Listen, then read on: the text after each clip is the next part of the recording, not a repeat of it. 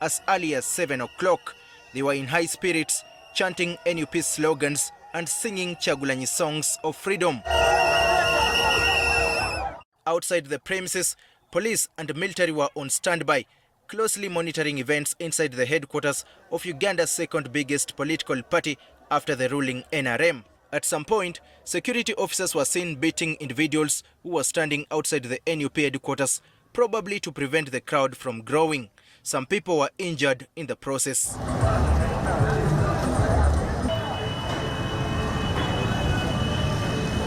After hours of waiting, Kyagulanyi showed up at midday coming from the city center's direction, but he encountered security officers who had been deployed few meters away from the NUP headquarters. After a brief argument, Kyagulanyi was allowed to proceed towards the party headquarters, but his supporters who were following him were beaten and chased away. The message was clear. They were not at liberty to follow their candidate at that time.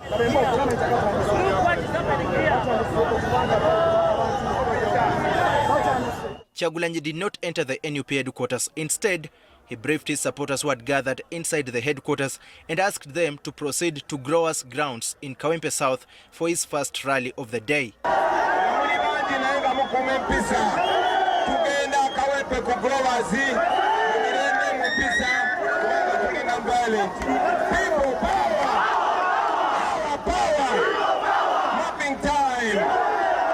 Kyagulanyi's campaign procession brought traffic along Bombo Road to a complete stop, forcing motorists to use alternative routes to proceed with their journeys.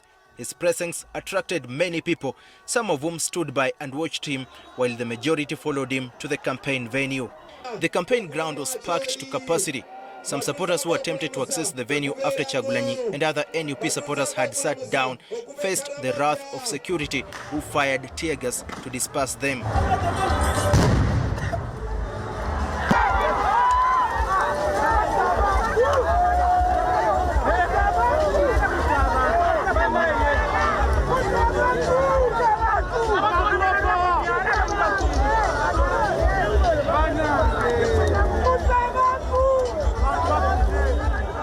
And that continued for most part of the rally. But it didn't stop the NUP leaders from speaking to their supporters, who seemed unshaken by the gun sounds and tear gas in their environment. Cameras generally show that is what the Uganda police is doing.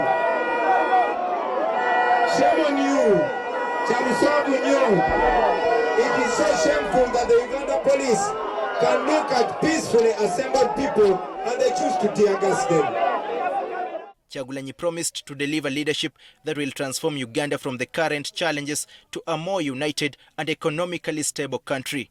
Police became even more ruthless in the afternoon when it was time to shift to Kawempe North, where the NUP presidential candidate was supposed to hold his second campaign rally of the day. Supporters and security engaged in running battles, and tear gas smoke was clear in the sky, creating a scene like that of a battlefield.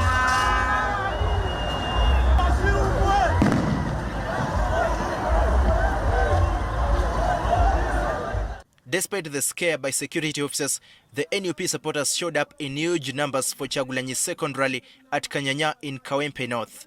Kampala is the National Unity Platform Party's stronghold, given the party's impressive performance in the 2021 elections.